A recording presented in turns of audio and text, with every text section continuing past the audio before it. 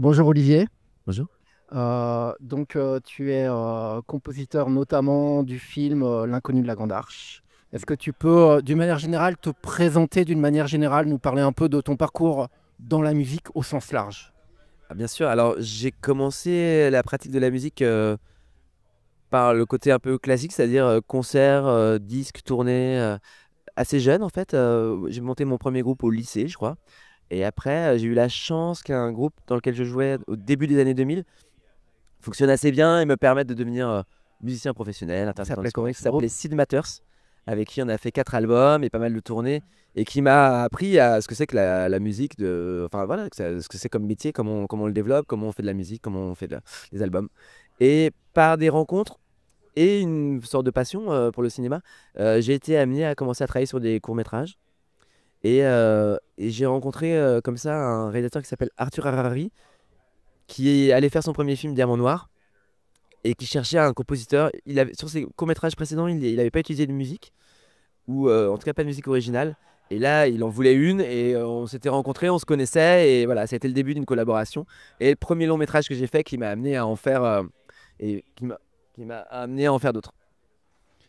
Euh, du coup, toi, tu avais une envie de faire du cinéma à la base? J'ai effectivement, jeune, développé un intérêt pour le cinéma. J'avais fait un bac littéraire option cinéma, où j'avais réalisé un court-métrage. Et puis voilà, j'aimais la place de la musique dans le cinéma. J'étais passionné par les films de Jacques Demy, des choses comme ça. Et puis c'est vraiment par le jeu des rencontres que je me suis mis à en faire. Et puis pas forcément à vouloir le développer plus que ça. Mais bon, le fait de faire un film m'a fait rebondir sur un autre film, et sur un autre film, et sur un autre film. Et puis maintenant, c'est une part très importante de ma vie de musicien. Mais pas la seule, hein. Je continue à faire des albums, je continue à faire des concerts. Et tu joues toujours avec Sid Matters? Et on va refaire un disque avec Cinemators après une pause de 15 ans. Ouais, Ah, c'est super. incroyable. J'aime bien Sid Matters. Ah ouais, ouais. Euh, Et donc, on va parler un petit peu de l'inconnu de la Grande Arche de manière un peu plus précise. Euh, Est-ce que tu peux me dire, du coup, peux me parler de ta rencontre avec Stéphane de Moustier? Et est-ce que tu peux me parler des premières notes d'intention qu'il a pu te donner quand il t'a dit on va travailler ensemble? Ouais, Stéphane Demoustier, on s'est rencontrés parce que j'ai fait la musique d'une série qu'il a réalisée pour Canal+, Cimetière Indien. Et c'était notre première rencontre. Il fallait travailler avec un compositeur. Il n'avait pas d'attache particulière avec un compositeur pas avant. Et notre collaboration s'est hyper bien passée sur cette série, qui était une série de genre, une enquête policière, ça. Donc c'était pas exactement les codes que lui utilise d'habitude. Il aime bien les films plus cérébraux, l'économie de la musique. Là, sur la série, il y avait beaucoup, beaucoup de musique. Et quand on a parlé avec Stéphane de l'Inconnu de la Grande Arche, au début, la première piste de réflexion a été Jean-Sébastien Bach, parce que l'architecte dont tu as raconté l'histoire était un fou déjà de musique, et de Jean-Sébastien Bach, il jouait apparemment beaucoup, il pratiquait lui-même le piano, et ça. Donc, ça a été la première intuition de Stéphane.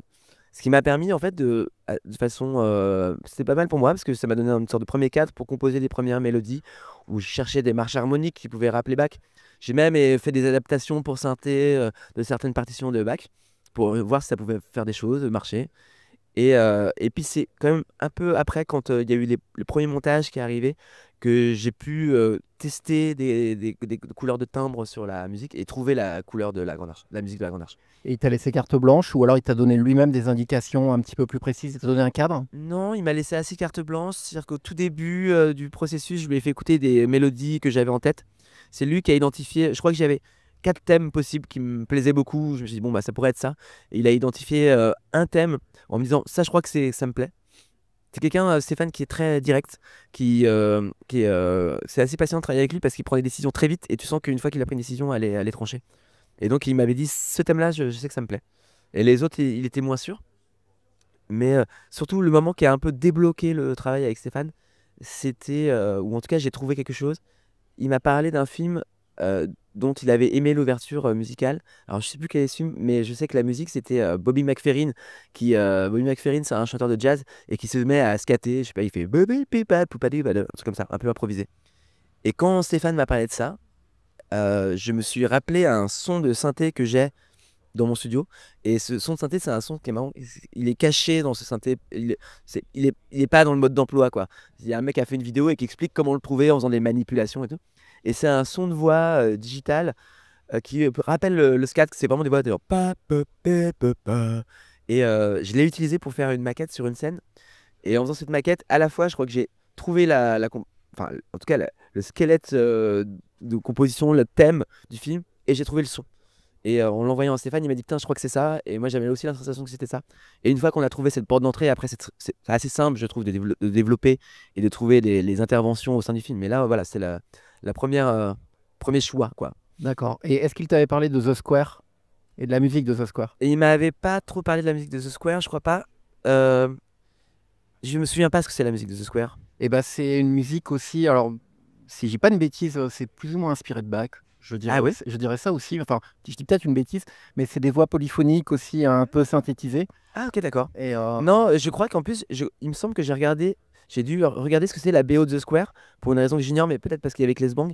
Et je crois me souvenir que j'avais trouvé que des morceaux synchronisés, la BO c'était plutôt une sorte de compilation. Mais peut-être qu'il y a effectivement un travail de musique originale que j'ai pas vu, mais j'ai pas fait hyper attention, non. Et comment il travaille avec toi? Et comment il travaille avec les images? C'est-à-dire, est-ce que le son, il vient avant et après, il vient presque après?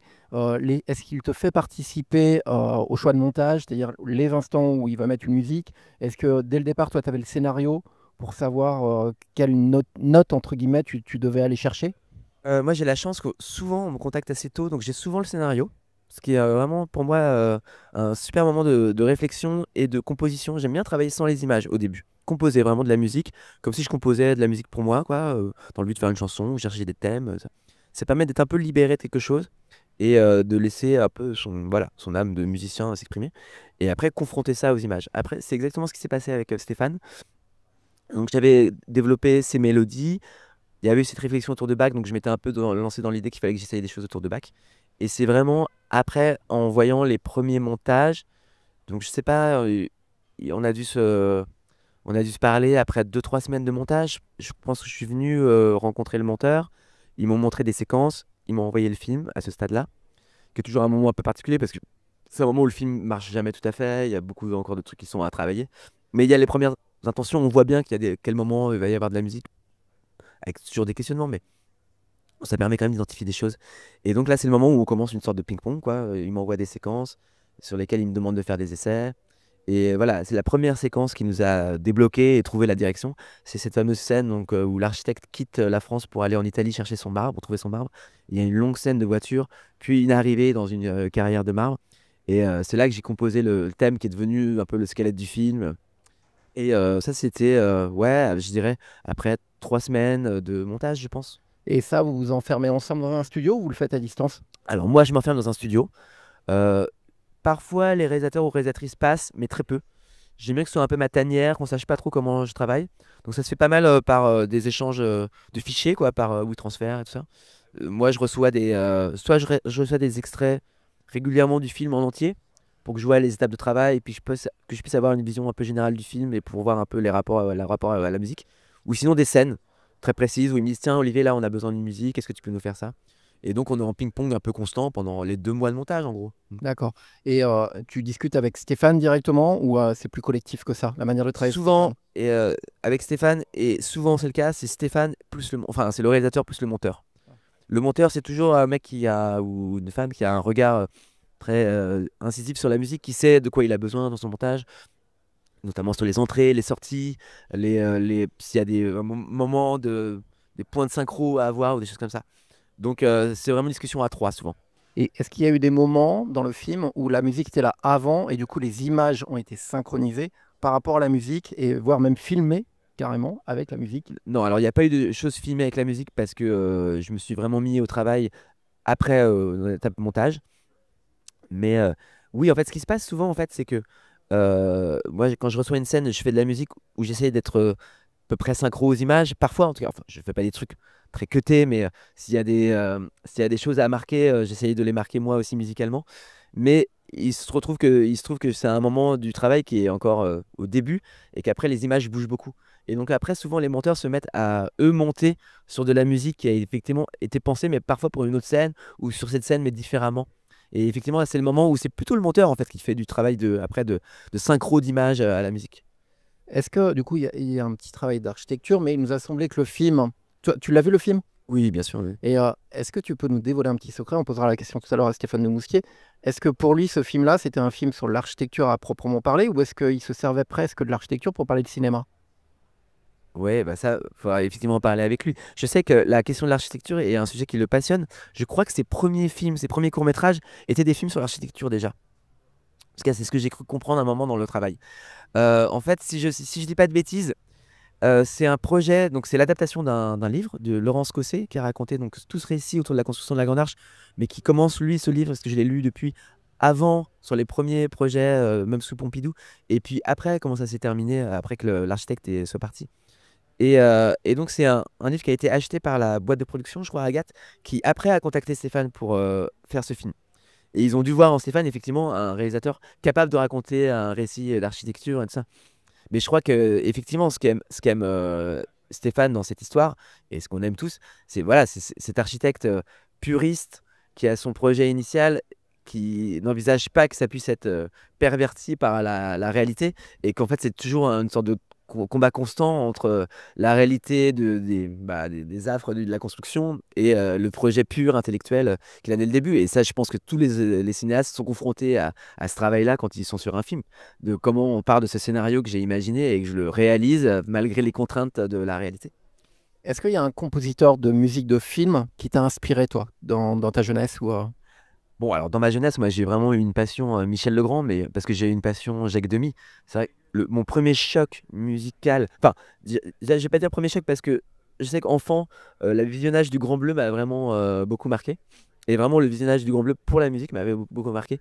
Mais je m'en souviens que dans mes années donc, de lycée, quand je faisais ce bac littéraire, on nous avait montré les Parapluies de Cherbourg. Et ça m'a choqué. Enfin, vraiment, le fait que la musique soit là tout le temps, le parler chanter, tout ça, j'ai trouvé ça magnifique. Et Michel Legrand, particulièrement, est un compositeur assez fascinant, enfin, dans tous les endroits où il est allé. Après, j'ai toujours vu les films sans trop me poser la question de la musique. Alors parfois, bien sûr, elle est très remarquable et donc je l'entends et j'y fais attention. Mais c'était pas un sujet pour moi. Maintenant que j'en fais, j'y fais un peu plus attention. Actuellement, le compositeur qui me passionne le plus doit être Johnny Greenwood, qui est un des musiciens de Radiohead et qui fait les films de Paul Thomas Anderson et qui, je trouve, est très très créatif et très intéressant. Et qui, comme moi, non pas que je veuille me comparer, mais qui, comme moi, vient de la pop musique, qui a eu ce groupe Radiohead, qui se retrouve à faire du cinéma. Et donc, je perçois un parallèle dans nos histoires. Et est-ce que tu peux nous parler, donc, outre Sid Matters, c'est la reformation de Sid Matters, le scoop, du coup, est-ce que tu peux nous parler enfin pas la reformation, mais le nouvel album de Sid Matters, est-ce que tu peux nous parler de tes projets à venir, que ce soit dans le cinéma ou dans la musique? Bah, mes projets à venir, là, je travaille sur un film en ce moment que je suis en train de terminer, qui est un premier long métrage d'une réalisatrice qui s'appelle Alice Vial. Et c'est un film avec Jonathan Cohen. Comédie romantique assez intéressante où il y a beaucoup de musique et beaucoup de musique beaucoup plus pop que ce que j'ai fait ces derniers temps dans les films. Donc il y a un petit côté retour à mes premiers amours que j'aime bien. Je vais donc refaire aussi beaucoup de musique pour la scène. En fait, je vais faire une pièce de théâtre à l'automne prochain avec une comédienne qui s'appelle Marie-Sophie Ferdan. Ça va se jouer notamment à Paris au Théâtre du Rond-Point en novembre pendant 3 semaines, puis partir en tournée. Et c'est une pièce de théâtre autour de la personne de Barbara, la chanteuse Barbara, où on raconte, en fait, Marie-Sophie Ferdan incarne Barbara dans des interviews rares qu'elle a pu donner et des lettres qu'elle a échangées avec un amant, une histoire qu'on connaît assez peu.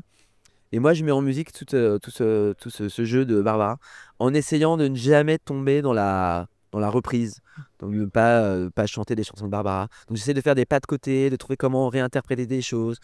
J'ai notamment trouvé des bribes de Barbara qui pianote des choses sur son piano quand elle cherche et j'en crée des nouvelles musiques, des nouveaux morceaux. Donc ça va être un peu ça ce qui m'arrive là. Sid Matters et le théâtre, beaucoup. Merci beaucoup, Olivier. Avec grand plaisir.